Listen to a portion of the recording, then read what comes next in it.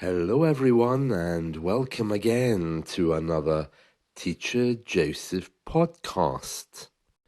Well, I see Tom Cruise has rolled into town to launch the latest Mission Impossible movie, which is called Dead Reckoning. I didn't actually know what Dead Reckoning meant, so I had to do some investigation with that. It looks like it has something to do with navigation. Dead reckoning is the process of calculating the current position of a moving object by using where it was before a previously determined position. Oh, that sounds awfully complicated, doesn't it? Although I'm pleased to say that Tom Cruise is actually looking older. Do you know, every time I see him, he looks younger than he did in 1987 when he did, was it Risky Business or Rain Man? I think it was Risky Business he did that movie. But gladly, he's finally starting to look his age. Um, yeah, I don't quite know what his secret was, but yeah, he's looking a little bit older now. I think it's because he has too much hair for his age. I think probably that's what does it, you know? Or maybe I'm out on a limb with that one. Out on a limb means that you have a different opinion from everybody else. I'm out on a limb. Mission Impossible Dead Reckoning is definitely a rough name for a movie. Maybe I'm out on a limb thinking that. I'm not sure if you agree with me. Oh, I see Out on a Limb was also a book by Shirley MacLaine. She did her autobiography. It's called Out on a Limb as well. Yes, so anyway, Tom Cruise launched this movie on Thursday, and he described Mission Impossible Dead Reckoning Part 1 as the biggest moment of the film series to date.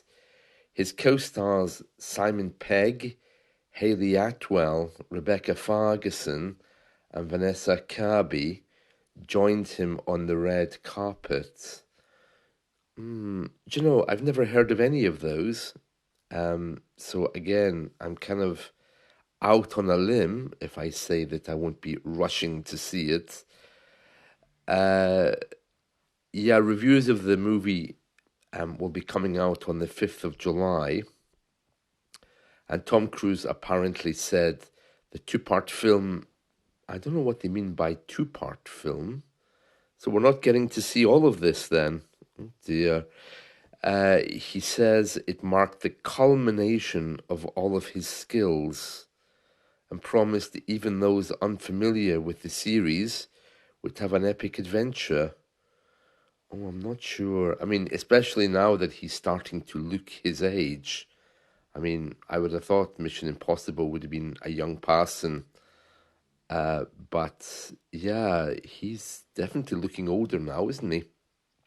Anyway, I might be out on a limb with that.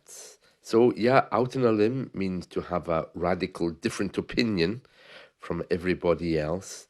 So, yeah, Tom Cruise is in town and everyone is running around trying to catch sight of him. I wouldn't know the other actors if they hit me with a bus, honestly. I've never heard of Rebecca Ferguson, Hayley Atwell, and Vanessa Kirby. I do remember Kathy Kirby. She was a famous singer here in the 1960s. I think she finally went bankrupt, which put a very sad end to her career. Her mother was her manager. Kathy Kirby. Anyway, yeah, yes. So Vanessa Kirby. No, no, I don't know any of them. Anyway, moving on, I was watching the original Mission Impossible TV show from the 1960s a few days ago. They're currently showing it on Pluto TV. Oh, I'd forgotten how good that was. That was the one where it had Peter Graves, and in every episode it said, "Your mission, Jim, if you choose to accept it, is." And then the little cassette tape used to go up in flames. Do you remember? That was by far the best Mission Impossible. I never really got into these Tom Cruise movies of Mission Impossible.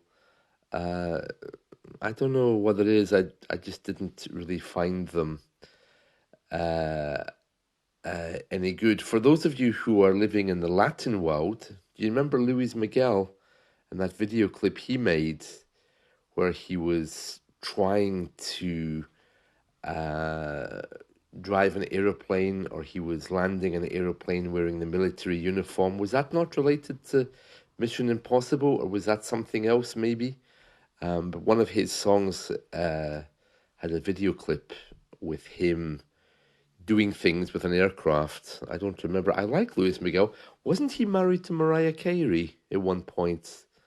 You know, it's really interesting because as a British man, when I was growing up in the 70s, 80s, and well, let's just say the 90s because I'm feeling young today, I never considered actors to be Latin or black. They were just, for me, American actors. You know, when I saw people like Will Smith, or let's say, oh, what's her name? J-Lo, yeah, Jennifer Lopez, Mariah Carey. For me, they were just American.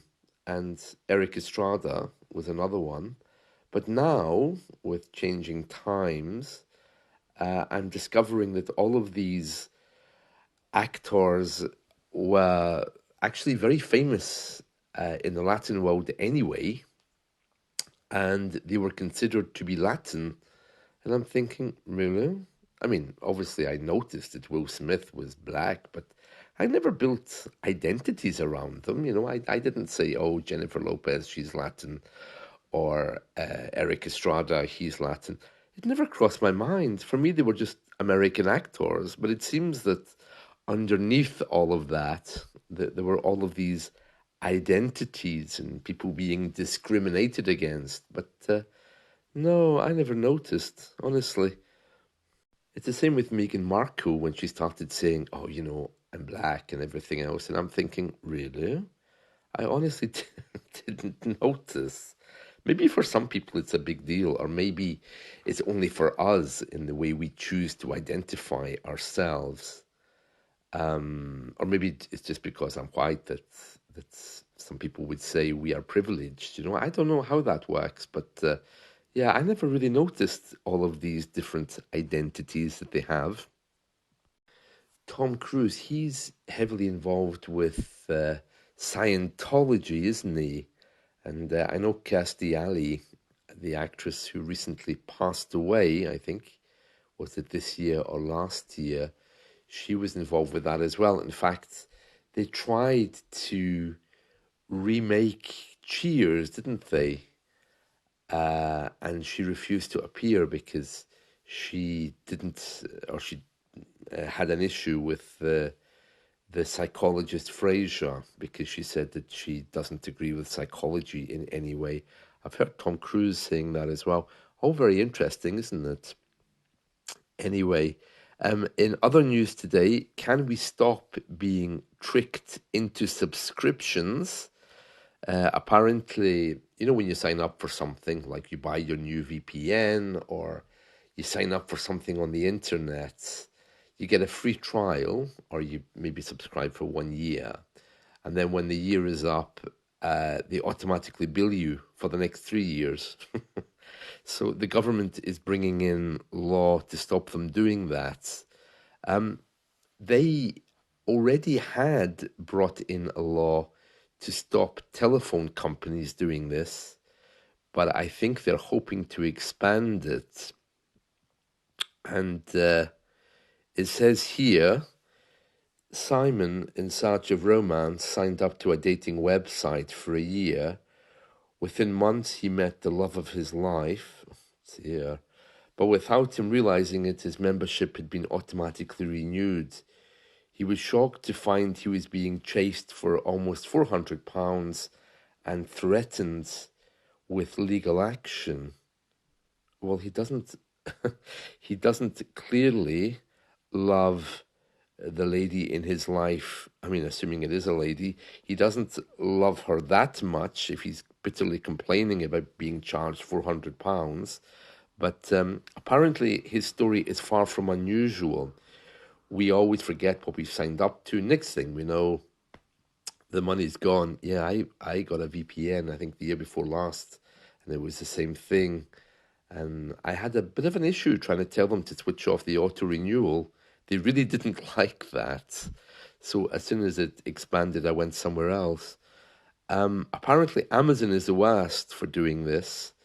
In the US, regulators have been trying to stop these automatic subscriptions. Someone here, I don't know who that is, it's a very odd looking fellow. He's complaining that he spent $6.99 for 18 months. Well, that doesn't seem like a major sacrifice, does it? I mean, he should have been more proactive in switching off his subscriptions then, shouldn't he? And that was for his contact lenses. I don't know. I mean, when you subscribe to something, put it in your diary. It would be very crazy not to do that, wouldn't it? Yeah, so Amazon has been accused of tricking Prime customers. Disney as well is very upset over accusations against it. So very interesting. Do you know, I have all these things. I have Netflix, Disney, Amazon Prime, Amazon TV. I don't know. It's really crazy. Sometimes I think that if they just switched the whole thing off and took it all away, I would be none the wiser, which means I wouldn't know about it. Probably save myself some money as well, because half of these things I don't even watch. Interesting, isn't it? Well, that's it from me. I hope you've enjoyed this, and let's talk again soon. See you. Bye.